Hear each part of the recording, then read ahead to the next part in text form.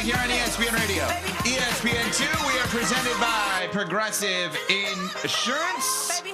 You can be a part of Unsportsman Like Nation on the Dr. Pepper call line at 888-SAY-ESPN, 888-729-3776.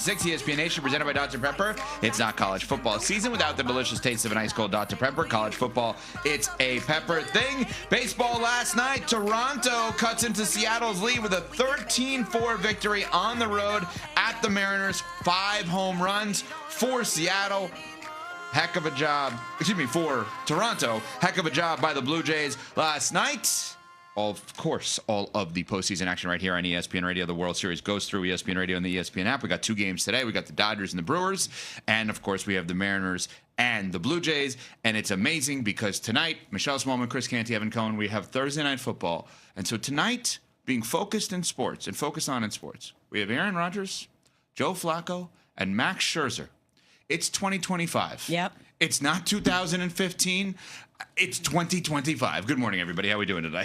So who has the best chance of being able to get the win out of the old guys? Some could make the argument Scherzer for the Blue Jays after last night. Blue Jays can hit 18 hits yesterday. 6 players with multi-hit games, tied for a franchise record in the postseason. You were right Blue about Jays those can bats. hit. They can hit. And Vlad Jr. starting to do Vlad Jr. things. Yep. I'd probably go Rodgers. But So would I. Is Clayton Kershaw on the active roster for the Dodgers right now? He has pitched in the postseason. It was not good. If he pitches tonight, we add him to the mix, and I'm going Clayton Kershaw. You didn't give me that as an option. Why would you go Clayton Kershaw in the postseason? Because if he pitches one pitch, the Dodgers It's probably are a so home good. run for the opposition. But CC didn't ask who was going to have the best Amazing performance. pitcher, not in the postseason. Did you ask who was the best performance or who was the best shot at winning? Winning. So Rodgers. Kershaw technically. Rodgers. Okay. Kershaw technically has the best shot of winning if he does. So pitch. out of those 4, who would you be most surprised if they won? Flacco. Flacco? Don't you think? No. Who would you be most surprised? I would probably say Scherzer. So your assumption is even though they can hit, he's going to give the opposition, in this case the Mariners, so many runs that it doesn't matter that your own team can hit, obviously, in that spot. Well, I don't know that Scherzer's going to be able to give you a great deal of length. Right. And if you get to the middle relievers for the Blue Jays pen, then all of a sudden the Mariners are going to have a field day. It is a wild day in sports. That's the thing. First couple of innings, run up the pitch count on Scherzer, get him out of there. Chase him. I say we have all these old guys. I'm older than every one of these guys. That really just hurt me. What were they saying? It's Unk Thursday? Icy hot Thursday with all this. I mean, it's just It's on Thursday. It's on Thursday in sports. It's a wild day today in sports, and obviously Thursday Night Football tonight. The 4-1 Steelers at the 2-4 Bengals. Cam Hayward called it the Icy Hot Bowl with Aaron Rodgers against Joe Flacco, starting for their 2 respective teams. Aaron Rodgers gave a thought on the fact that these 2 quote unquote old guys were starting against each other. Oh, we don't have the sound on that. Okay, my bad. So now, Aaron Rodgers was commenting on the fact that he's always been friends with Joe Flacco, rooted for Joe Flacco. Joe Flacco has come to his charity event, and that those 2 guys, he's thrilled, are still in the league at this point in time. And that he watches the old guys on TV, whether it's NBA, NFL, and he finds himself rooting for them. I don't know how much of that I believe. He said it. Why not? Why not? What old guy is he rooting for? He can't be rooting for LeBron? He should be. I don't think based on comments he is. Okay. Steph? I was going to say, do we consider Steph an old guy? I think he likes Steph. Yeah. Who doesn't like Steph? If you don't like Steph, that's a you problem. Seriously. Yeah. Unless you were a fan of a team that the Warriors beat on their way to being a dynasty. And I can understand that because hurt people hurt people. But how do you not like Steph? Steph's awesome. So this is going to sound insane to think, considering one guy, Chris Canty, kind of wrote Rodgers off before the season, and another guy, me, thought that this was going to be Mike Tomlin's first losing season. Is the division over tonight if the Steelers win? If the Steelers win. But that is a bigger caveat than I think most people want to acknowledge because the Cincinnati Bengals are a live dog when you have Joe Flacco, a strong-armed quarterback, a guy that can still push the football downfield, and you got Jamar Chase and T. Higgins on the outside, and you got those tight ends for the Bengals working the middle of the field in the intermediate short zone. So I think that this is going to be a really interesting game. But if we're going to take the Pittsburgh Steelers serious as a contender, then this is a game that you have to win. And we know Mike Tomlin's record against division opponents on the road Thursday Night Football, it ain't great. Now is the time for Pittsburgh to change that. He's got a competent quarterback in Aaron Rodgers that has been good, and he's got a defense that has been opportunistic in finding ways of late to put more pressure on the quarterback. So this is not a measuring stick game, but this is one of those games that I think provides us some insight as to the degree of seriousness that we have to take the Steelers when it comes to championship contenders in the AFC. You asked if it was over tonight, if the Steelers win. They'd be 5-1, Bengals 2-5, Ravens are 1-5 on a bye, and the Browns are 1-5 with a chance of a win this week against Miami, to be fair. But is it over? Which one of the teams in the division, the Bengals, Ravens, or the Browns, would you think could put together enough wins to challenge the Steelers as they've gotten off to this much of a lead? That's the thing. But, it's weird because ESPN Bet has told you that you should not give up entirely on the Ravens. But my eyeballs tell me I should. The injury reports tell me I should. I agree with you. And I know that Vegas is much smarter than me. They are always right for a reason. But I cannot shake what I've seen from this Baltimore Ravens team. And I know a lot of people are going to point to the return of Lamar to help turn the season around. But I saw what they looked like with Lamar when he was out there and healthy. It's not good.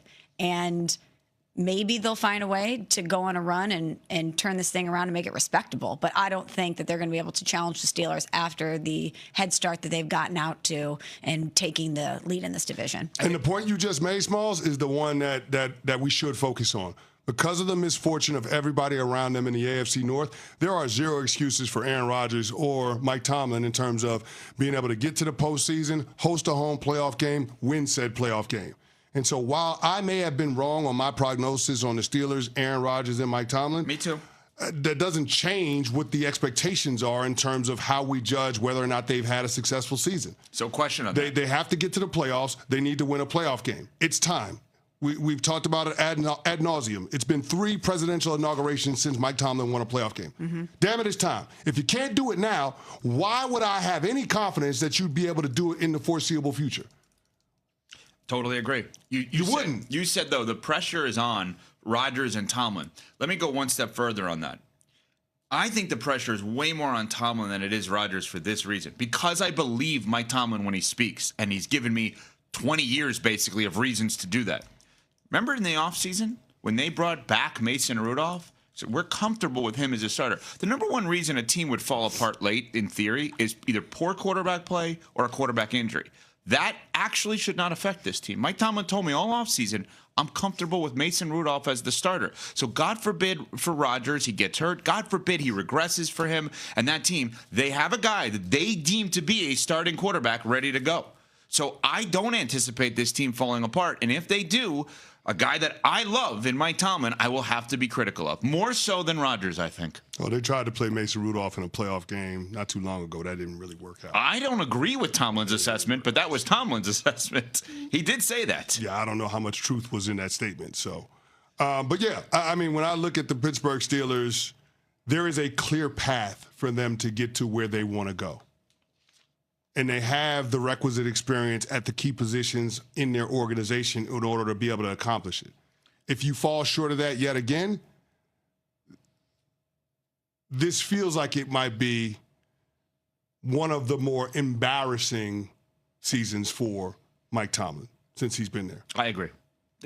You got to get this done, and it's got to start tonight. Nobody had it on the bingo card that Joe Burrow and Lamar Jackson through the first 6 weeks of the season would miss multiple games. Yeah. Nobody had it on the card that those two teams would combine for a grand total of 3 wins through the first 6 weeks. Nobody thought that. And so the fact that those teams have somewhat collapsed, the fact that the Cleveland Browns are in flux with 2 rookie quarterbacks that they're trying to decide between, if you're Pittsburgh, this is a prime opportunity, and you can't squander it. You cannot. And you're a champion. You know this better than anybody. On the way to winning a championship, you have to have a couple things. You have to have perseverance. You have to have skill. But you have to have luck. A lot of times when you win a championship, the ball has to bounce a certain way. You have to avoid a certain opponent on your way to winning like you guys did. And the Pittsburgh Steelers have gotten the luck part. They've gotten the luck. It's, obviously unfortunate that so many other teams in the division have dealt with consequential injuries, but that's beneficial to the Steelers. You've handled your business up until this point, winning games. You need to do it tonight. And to the overall point, if they fall apart and they don't get this done, that is going to be a shock based on how they started the season and how they started the division. And we are going to have to hold Mike Tomlin, Aaron Rodgers, and the team accountable for that. Yeah, tonight's not a must-win, obviously. It's game 6 for them. No, but it's a heavy should win. You better win tonight. There you go. I don't know if there's a difference between a must-win and you better win. Why would you want to give life to the Cincinnati Bengals? Why would you want to give life to the Baltimore Ravens by not putting more distance between you and them? So you're saying it is a must-win?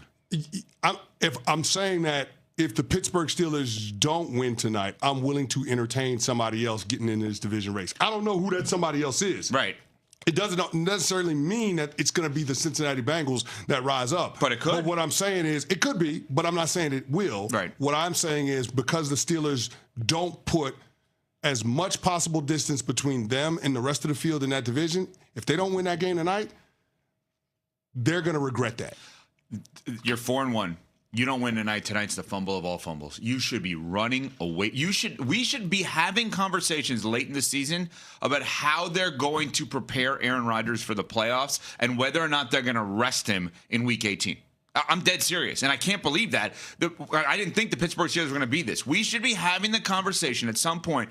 How many games has Aaron Rodgers played down the stretch? Because you got to keep him upright for the playoffs. That's what, and it starts tonight. You got to create that separation and run away with it. One of the things to keep an eye on tonight, the cornerback situation for the Pittsburgh Steelers. Even though everybody's going to suit up, Jalen Ramsey, Joey Porter Jr., Darius Slay, all of those guys have been banged up in the last couple of weeks, going in and out of the games.